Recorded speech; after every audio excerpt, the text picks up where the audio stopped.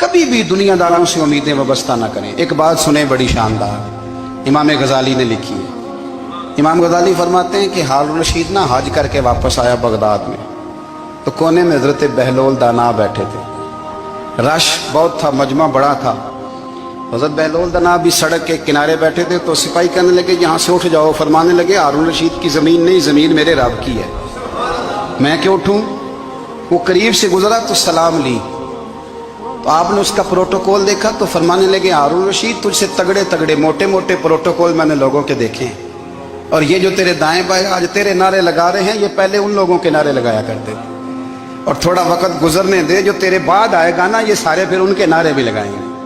तू झूठ की दुनिया में जिंदा है, इनसे तूने उम्मीदें वाबस्ता की हैं, ये कल उसके नारे लगाएंगे। उसके दिल पे बड़ा असर हुआ, घोड़े से उतर आया, आगे कहने लगा हुजूर आपने मुझे बड़ी अच्छी नसीहत की है, मेरा दिल बड़ा ठंडा हुआ है। मैंने सुना है आप मकरूज हैं, कुछ लोगों का कर्ज, तो मुझे कोई हुक्म ही कर दें।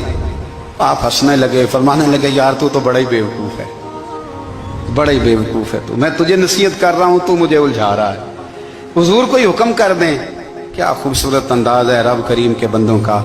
हजरत बहलोल दाना फरमाने लगे तेरा रब कौन है। कहा अल्लाह। तो फरमाया मेरा कौन है। कहा अल्लाह। फरमाने लगे ये तो नहीं ना हो सकता कि अल्लाह हारून रशीद को देता रहे और बहलोल दाना को भूल ही जाए। ये तो नहीं ना हो सकता कि हारून रशीद को देता रहे और बहलोल दाना को भूल जाए। फरमाया उसका दिल, उसका इरादा हुआ, इरादा कुदरत हुआ कि बहलोल मकरूज रहना चाहिए, तो अगर रब मुझे रखना चाहता है, दुख कबूल मोहम्मद बख्शा राजी रहन प्यारे, अगर वो चाहता है मैं मकरूज रहूं, तो मैं भी चाहता हूं कि मैं मकरूज ही रहूं। ये तो नहीं ना हो सकता कि तुझे दे और मुझे ना दे। फरमाया मेरी तुझसे कोई उम्मीद नहीं, मुझे जब भी देगा मेरा रब भी देगा, और वो देगा तो फिर इंशाल्लाह खजाने खोल के देगा। दुनियादारों से उम्मीदें वाबस्ता करना, लोगों के पीछे, ये छोड़ दें। आप बेचैन रहेंगे, बेकरार रहेंगे। अल्लाह वालों से जरूर उम्मीदें वाबस्ता करें, इसलिए कि उनके पास जो कुछ होता है वो दरअसल रब का ही होता है। लेकिन सेठों से, नवाबों से, सियासतदानों से बाज आ जाए, हमारी बड़ी उम्मीदें वाबस्ता हैं। मैं अक्सर कहता हूं जितने फेरे नौकरी के लिए दुनियादार के दरवाजे पे लगाए हैं ना, इससे कम दफा मस्जिद में नफल पड़े होते तो रब उतनी बड़ी मेहरबानी फरमा देता। तीसरी बात यह याद रखें, अगर सुकून लेना चाहते हैं ना, अगर सुकून लेना चाहते हो ना, तो लोगों को डिस्कस करना बंद कर दो। बहुत सारी कमजोरियां हमारे अंदर होती हैं ना, फिर अल्लाह हमारी रोजी तो नहीं ना बंद फरमाता। ये तो नहीं कहता कि जमीन से निकल जाओ।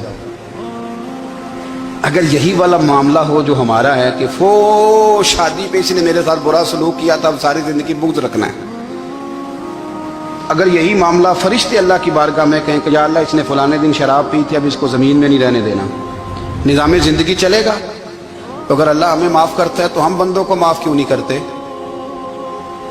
आप यकीन करें, इतनी लंबी अदावतें, इतना लंबा हसद, इतना लंबा बुग़्ज़, इतना लंबा। हदीस मैंने पढ़ी, मैं हैरान रह गया। मेरे नबी करीम अलैहिस्सलाम ने फरमाया अपनी बीवी से कभी बुग़्ज़ ना रखना। अगर उसकी एक बात नापसंद हो तो उसे छोड़ के वो बात देखो जो तुम्हें पसंद है। मैं इस हदीस को पढ़ के सोचने लगा कि क्या बीवी का भी बुग़्ज़ रखते हैं लोग। अब हुजूर ने कहा है तो इसका मतलब है लोग बीवी का बुग़्ज़ भी रखते हैं। अब इस पर इस्तदलाल करके मुझे कहना पड़ेगा कि ससुराल वालों का बुग़्ज़ भी रखते हैं। कहना पड़ेगा कि भाई के ससुराल वालों से भी बुग़्ज़ रखते। इस हदीस की रोशनी में मैं समझा कि लोग भाभी का बुग़्ज़ भी बुग़्ज़ रखते हैं, बुग़्ज़, वरना आदतें तो हमारी भी कई बुरी होती हैं। अगर आदत एक वजह बने इख्तलाफ की, तो आदतें तो हमारी भी कई बुरी हैं, लेकिन हम अपनी बुरी आदतों समेत अपने आप से प्यार करते हैं, और सामने वाले की एक भी आदत बुरी हो तो उससे बुग़्ज़ रखते हैं। बुग़्ज़ ना पैदा करें। मेरे नबी पाक अलैहिस्सलाम ने फरमाया कुछ चीजें तुम्हें, तुम्हारे दीन को मूंड डालेंगी, तबाह कर देंगी, काट देंगी। हुजूर कौन सी। फरमाया हसद, तकब्बुर और बुग़्ज़, ये तुम्हारे दीन को तबाह कर दें। हम बेचैन इसलिए हैं कि हमने बहुत सारे लोगों का बुग़्ज़ पाला हुआ है, और हर फील्ड में सियासतदान ने सियासतदान का, ज़ातियात पर उतर के बात करते हैं, मुअज़्ज़ज़ तरीन लोग, ताजर ने ताजर का, इल्ला माशाअल्लाह बाज़ जगह पे अहले इल्म भी एक दूसरे से अदावत रखते हैं। खुदारा दिल रब करीम के आने का ठिकाना है। یہ صاف ہوگا تو اس میں رب رسول کے جلوے ہوگے، اور اگر اس میں عداوت ہو، اس میں بغض ہو، اس میں کینہ ہو، نفاق ہو، سنیں میرے رسول کریم حضرت ابو بکر صدیق رضی اللہ تعالیٰ عنہ کہتے ہیں میں رو ہی پڑا۔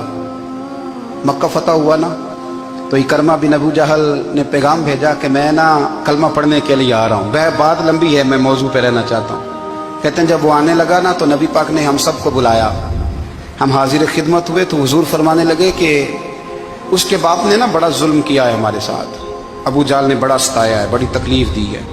آپ مجھے بتلائیں کہ وہ ایک دفعہ کسی شادی پہ بحث ہوتی ہے بیوی کے بھائی کے ساتھ، پھر ساری زندگی اس بیچارے کو معافی، وہ 10 دفعہ گھر آتا ہے معافی مانگنے پر سوال ہی نہیں پیدا ہوتا، میں او ہو مجھے ہی کہہ دیا، یعنی پھر میں مجھے ہی کہہ دیا آپ نے، اور میری شان میں بے ادبی، اور پھر میں معاف کر دوں؟ توبہ توبہ توبہ، یہ کیسے ہو سکتا ہے؟ میری ناک نیچی ہو جائے گی، اور آپ نے مجھے کہہ دیا، سوال ہی نہیں پیدا ہوتا۔ اور یہ رونا میں اکثر ہوتا ہوں کہ شادی والے دن داماد صاحب کا زیادہ دماغ خراب ہوتا ہے۔ جب چھوٹی سالی کی شادی ہوتی ہے نا، اس دن اس کو بخار چڑھتا ہے، کوئی اس کو کان میں کہتا ہے تیری عزت نہیں کر دیں، اس دن اس کا دماغ خراب ہو جاتا ہے، بچے اٹھا کے نکل آتا ہے، وہ بیچارہ سسر منتیں کر رہا ہوتا ہے کہ تیری مہربانی آ جا، یہ عزت کرا رہا ہے۔ تو میں نے کہا احتجاج کر کے جو عزت کرائی جاتی ہے وہ عزت نہیں ہوتی۔